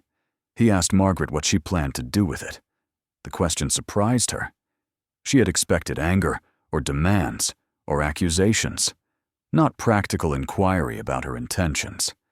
She told him honestly that she did not know yet, that she was still adjusting to the reality of it, still trying to understand what it meant beyond the numbers. That she had only learned the final verified amount 2 weeks ago and had not made any decisions about how to use wealth she had never imagined possessing. Richard nodded slowly. He said he understood this must be overwhelming for her. The words were kind, but they carried an undertone that made Margaret's jaw tighten. He was already recalibrating, already adjusting his perception of her from poor younger sister who needed guidance to wealthy younger sister who might be useful. She could see the calculation in his eyes, the shifting assessment of their relationship now that the power dynamic had inverted. He asked if she had good advisors, if she needed help finding people who could manage this properly. He mentioned that he knew some financial professionals, that he would be happy to make introductions. Margaret thanked him and said she had everything arranged already. Rothstein had connected her with advisors, and the structures were in place. She did not need additional help. Richard's expression flickered briefly to something less friendly before settling back into concerned brother mode. He said, of course, he was just offering. The sudden stiffness in his posture suggested he had felt the rejection of his assistance as a personal insult, a suggestion that Margaret did not trust his judgment, even now, when she could afford to be generous. Catherine had been silent during this exchange, her eyes distant, in a way that suggested she was not seeing the room around them, but some internal calculation. When she finally spoke, her voice was careful, controlled. She said that she hoped Margaret understood this would change things in the family, that people would expect certain behaviors, certain generosity, that Margaret would need to be thoughtful about how she handled relationships going forward. The words were framed as advice, but underneath them was a warning. If Margaret did not share in ways Catherine deemed appropriate, there would be consequences. Distance, perhaps. Judgment. The slow erosion of family connection. Margaret met her sister's eyes and said she understood perfectly. She said that things had already changed, months ago, when they all stood in their grandmother's living room and laughed at the desk Margaret had inherited. That change had happened when they dismissed her choice as foolish and walked away without wondering why their grandmother had made that specific bequest. That she had learned, through watching them over the past months, as she discovered the truth, piece by piece, exactly who they were and what they valued. That this revelation was not the beginning of change, but the completion of a transformation that had been happening all along. The temperature in the room dropped perceptibly. Catherine's careful control slipped, and her face showed naked anger. She said that Margaret was being ungrateful, that they had always helped her when she needed it, that this attitude would cost her more than money could buy. Richard added that Margaret needed to think carefully about whether she wanted to alienate her only family over what was essentially a technicality in their grandmother's estate planning. Michael had returned to the room by then, and he said nothing. But his expression suggested agreement with his siblings. Margaret felt a calm settle over her that was surprising in its completeness. She told them that she did not want to alienate anyone, but she also would not apologize for receiving an inheritance that had been deliberately structured to pass to her. That their grandmother had made choices based on years of observation, and those choices had been legally sound and morally clear. That she hoped they could accept this with grace, but she understood if they could not. That the door to her life would remain open to them if they wanted to maintain a relationship built on reality rather than the assumptions they had held about her. Richard stood, his face hard. He said he needed time to process this, that it was a lot to take in. That he hoped Margaret would think seriously about whether wealth was worth more than family. He left without saying goodbye. Catherine followed moments later, pausing only to say that she hoped Margaret would not regret her choices. Michael lingered, looking at Margaret with an expression she could not read. Finally, he said that he did not understand why their grandmother had done it this way, but he guessed she had her reasons. Then he too left, and Margaret was alone in the small room with the laptop still closed on the table. She sat for a long time after they left, listening to the muted sounds of the restaurant beyond the walls. She felt no triumph, no satisfaction in having revealed the truth. What she felt instead was the heavy reality of consequence.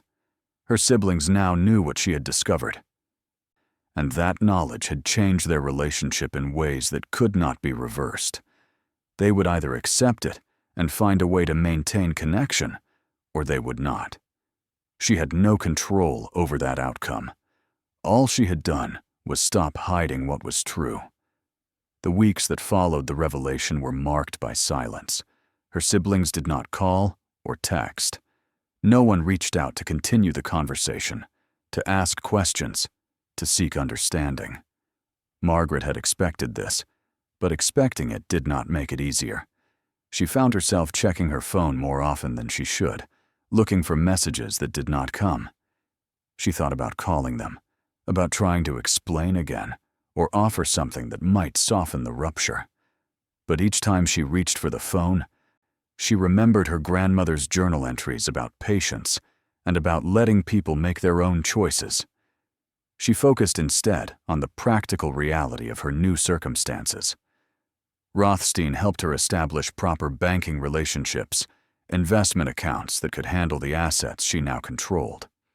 She met with financial advisors who laid out options for how to structure her wealth, how to think about taxes and philanthropy, and long-term planning.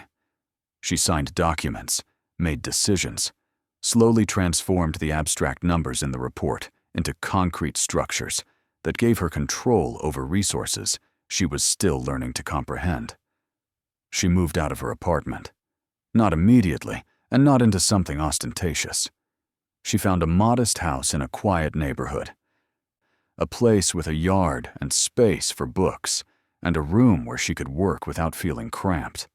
The house cost less than what some people spent on cars, a fraction of what she could afford, but it represented a transformation in her daily life that felt more significant than any amount of money. She had space. She had light. She had a sense of permanence that her apartment had never provided. The desk came with her, of course. She placed it in the front room of the new house, in a spot where light fell across it in the afternoon. She left the hidden compartments closed, but did not conceal their existence. Friends who visited, the few she told about the inheritance, would ask about it. She would show them the mechanisms, explain how her grandmother had modified an ordinary piece of furniture to hold extraordinary secrets. The desk became a conversation piece, but more than that, it became a reminder of the lesson her grandmother had taught.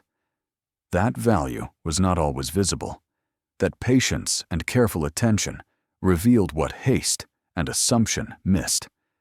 She began to make decisions about the wealth that felt more intentional than reactive. She established a charitable foundation, modest by the standards of people with comparable resources, but meaningful. She focused it on causes her grandmother had cared about. Education, particularly for women pursuing fields where they faced barriers. Financial literacy programs that taught people how to understand investments and build long-term security. Support for elder care, helping people maintain dignity and independence in their final years.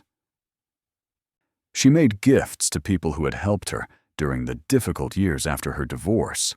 Her landlord, who had never raised her rent when he could have.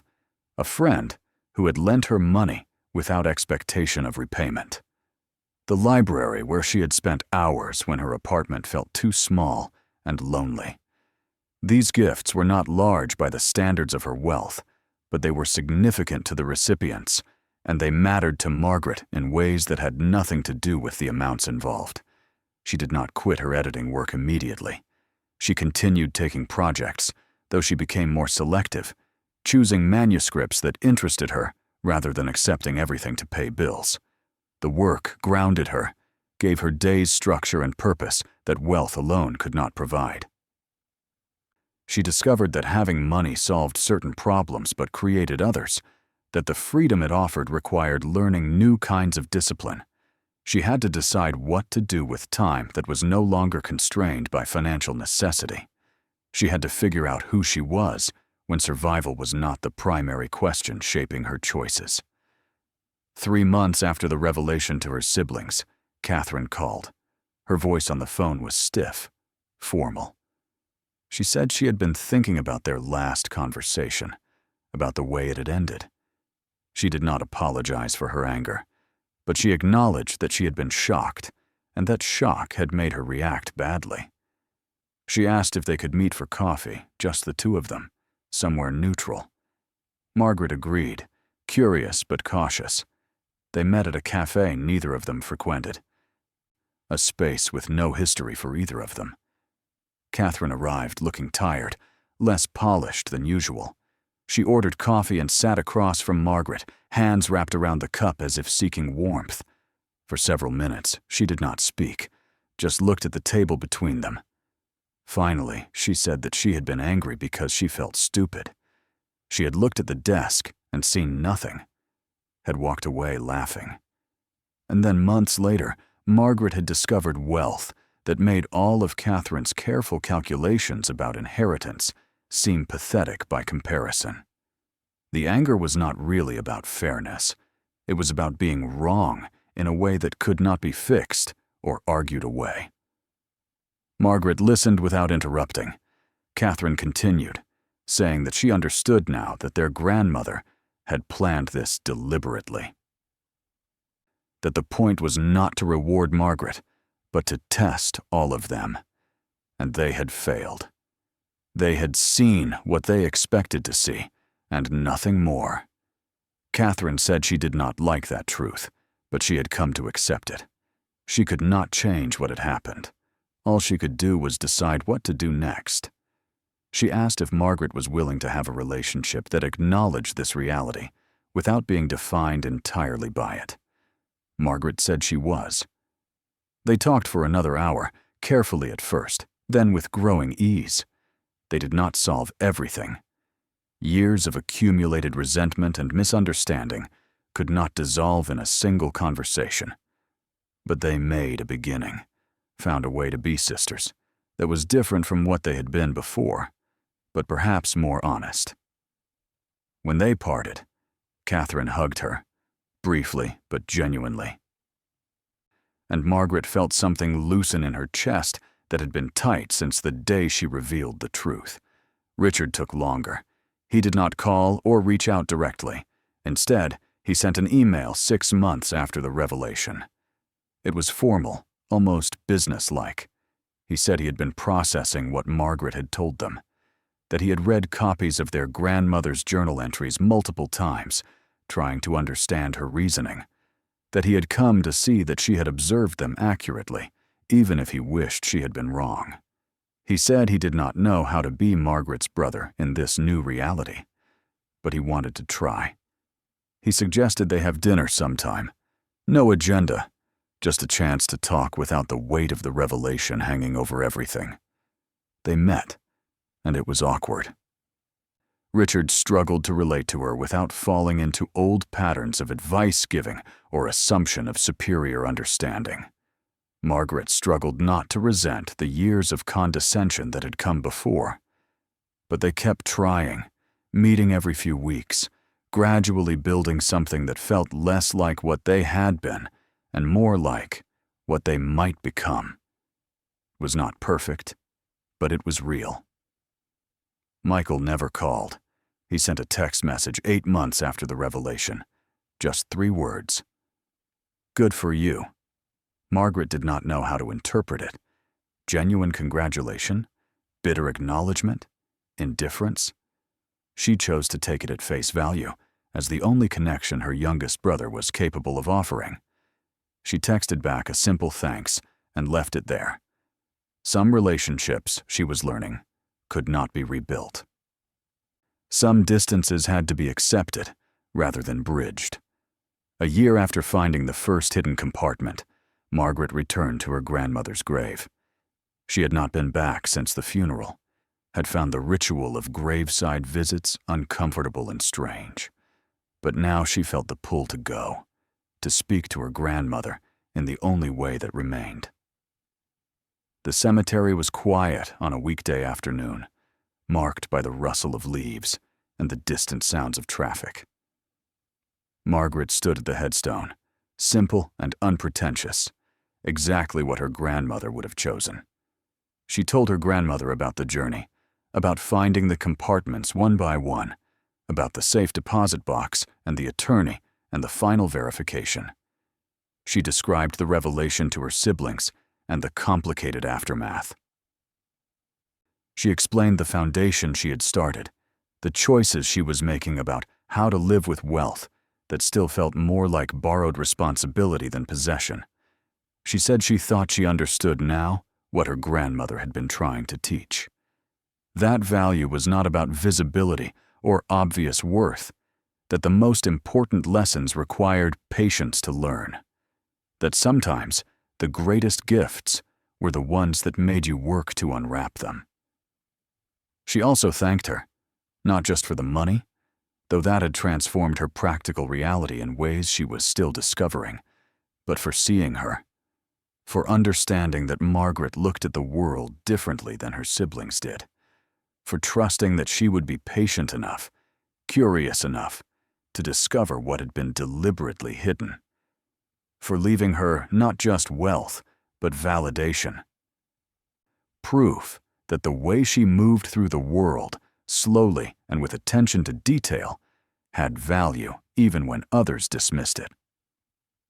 As she walked back to her car, Margaret thought about the desk in her living room.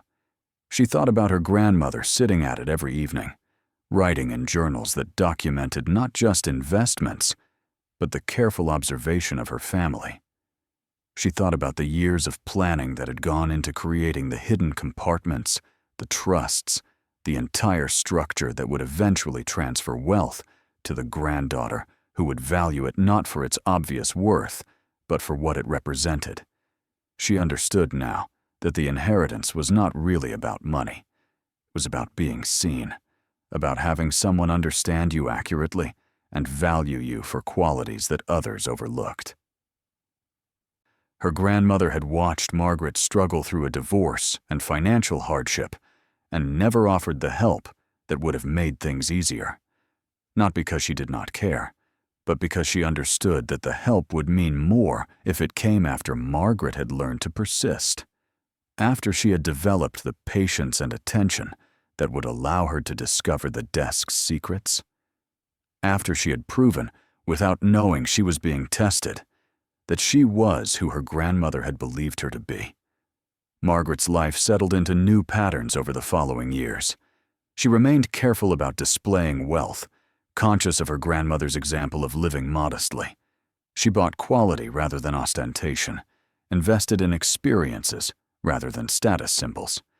She traveled, finally able to see places she had only read about. She supported causes that mattered to her without seeking recognition.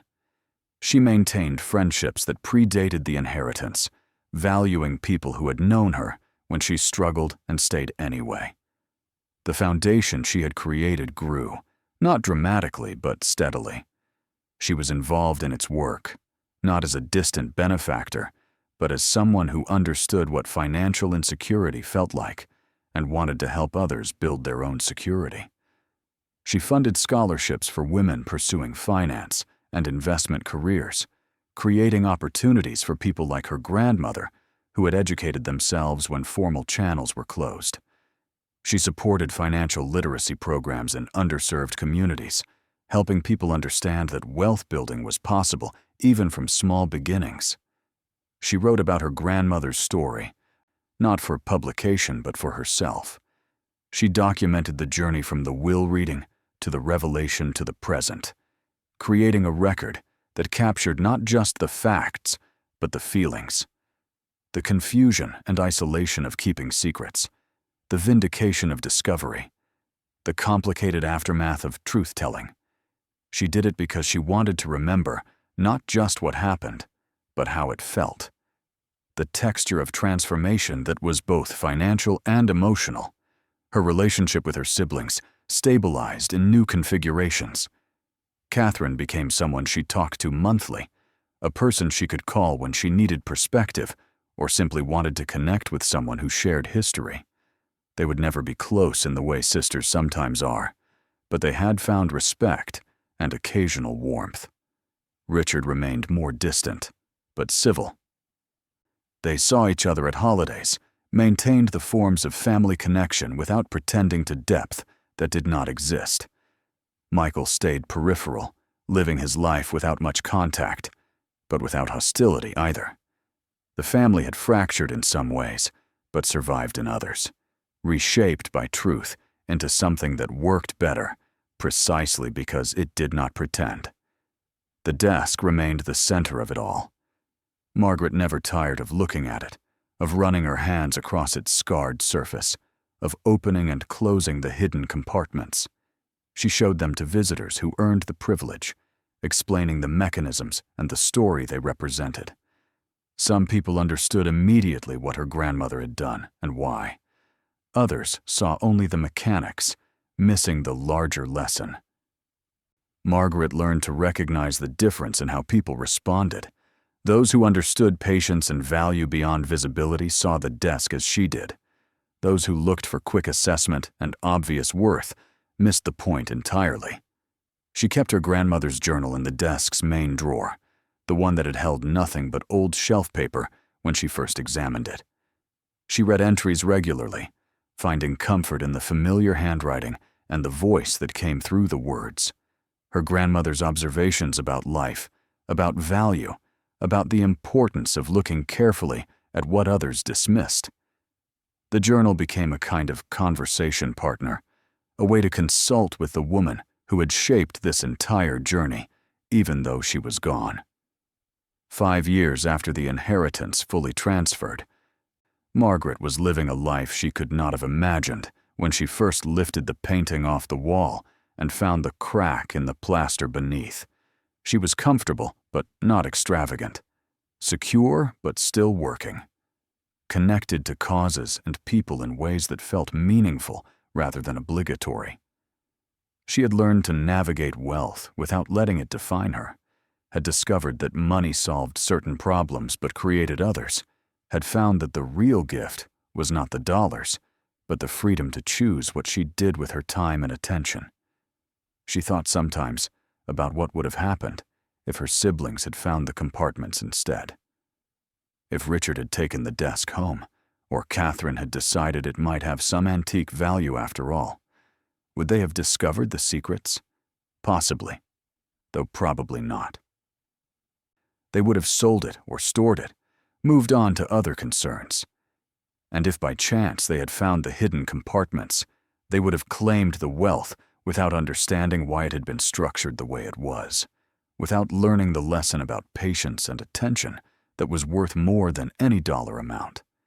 Margaret had been the right recipient, not because she was better, but because she was patient, because she looked carefully, because she valued things for reasons beyond their obvious worth.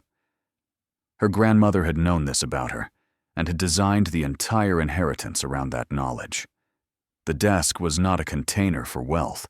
It was a test, a lesson, a final gift from someone who had loved her enough to make her work for what she received. The meaning of inheritance, Margaret came to understand, was not about transferring assets from one generation to another. It was about passing down understanding, about teaching lessons that could not be conveyed through words alone. Her grandmother had given her more than money. She had given her proof that the way she moved through the world, slowly and with attention to detail, had value. That patience was not weakness, but strength. That looking carefully at what others overlooked could reveal treasures they would never see. On the anniversary of the day she first found the crack behind the painting, Margaret sat at the desk as her grandmother once had. She lowered the writing surface, feeling the familiar creak of old hinges. She pulled out a journal she had started, a continuation of the story her grandmother had begun. She wrote about the year that had passed, about the foundation's work, about the slow healing of family relationships, about the daily experience of living with wealth that had once seemed impossible. She wrote about the lesson she had learned and would carry forward. That value and visibility are not the same thing. That the most important discoveries require patience to uncover. That sometimes the greatest gifts are the ones people laugh at because they cannot see beyond surface appearances. That inheritance is not just about what you receive, but about understanding why you were chosen to receive it. She looked around the room she had created in her small house. Books on shelves, light through windows, space to breathe and think and work. The desk against the wall, its hidden compartments closed now, but always ready to reveal their mechanisms to anyone who looked carefully enough. This was wealth, she thought, not the numbers in accounts or the properties held in her name, but this, the freedom to choose attention over haste, the ability to value things for their true worth rather than their obvious price, the knowledge that she had been seen, understood, and trusted by someone who mattered.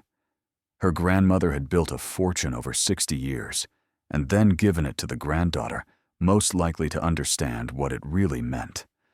Not the money itself, but the way it had been hidden. The requirement for patience, for careful observation, for refusing to accept surface impressions as complete truth. Margaret had received that inheritance and discovered in the process of claiming it that the real treasure was not what the desk contained, but what finding it had taught her about herself. She closed the journal and stood, walking to the window. Outside, the day was ordinary. People passing on the sidewalk, cars moving down the street. The unremarkable flow of life that continued regardless of anyone's circumstances. None of them knew what the desk in her living room held, or had held, or represented. None of them could see by looking at her that anything extraordinary had happened. She was simply a woman standing at a window, looking out at a world that appeared unchanged. But everything had changed, not because of the money, though that mattered in practical ways, but because she had learned to see what others overlooked.